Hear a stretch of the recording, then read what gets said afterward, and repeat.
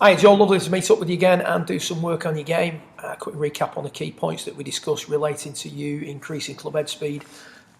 We spoke about different manners in which a player could increase club head and ball speed. Ball speed ultimately is what we want to increase by keeping the club head speed up and improving their application of the club into the back of the golf ball, which when looking on the monitor is the smash factor. So various ways of generating extra speed.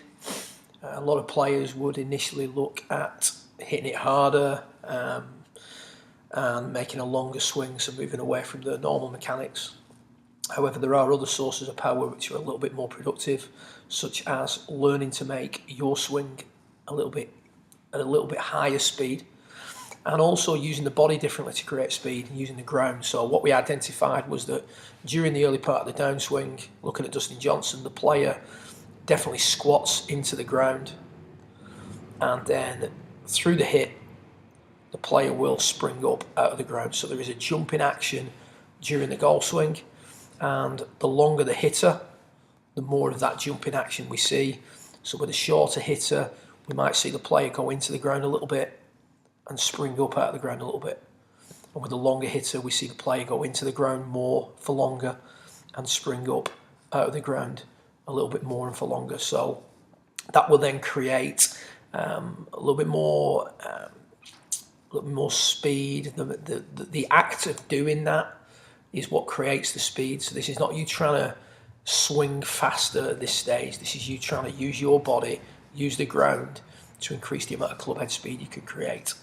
It's an instinctive thing to do. It's something that every golfer does in varying degrees, and something that by using a simple drill like hitting hard and stopping quick, we start to introduce into your game. So I put a line across the hips and a line across the knees.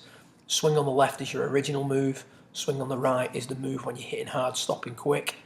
First thing we see during the downswing, particularly the early part of the downswing, we see that the knees on the right-hand image are going down more. So you're definitely going into the ground more here than you are here.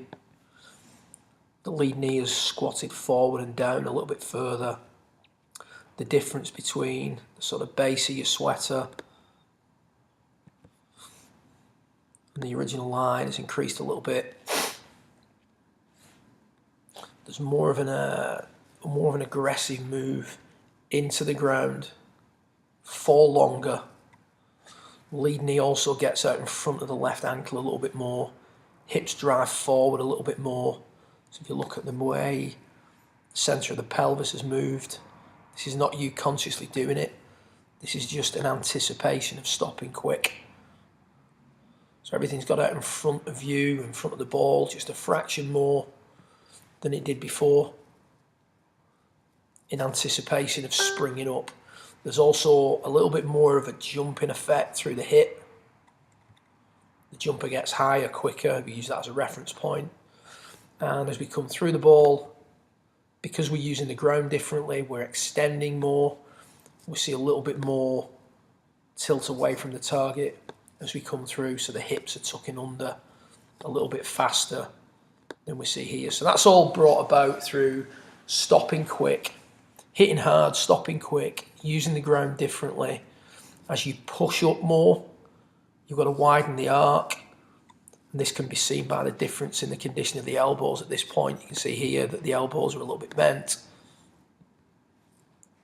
Here, the elbows are starting to straighten out a little bit more. So again, just a sign that there's a little bit more speed, a little bit more pulling force, if you will, on that golf club as it comes through the golf ball. So an injection of speed brought about through conditioning exercise, which is hitting hard and stopping quick. When you do that exercise, I've taken away from you the ability to sort of throw the arms at the golf ball to generate speed. So the only real way you've got, the only mechanism you've got for speed now is to use the ground more effectively.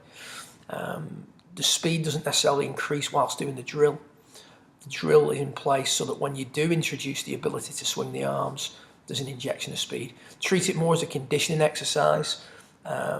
Look at things more as a gradual progression rather than an instant increase in speed.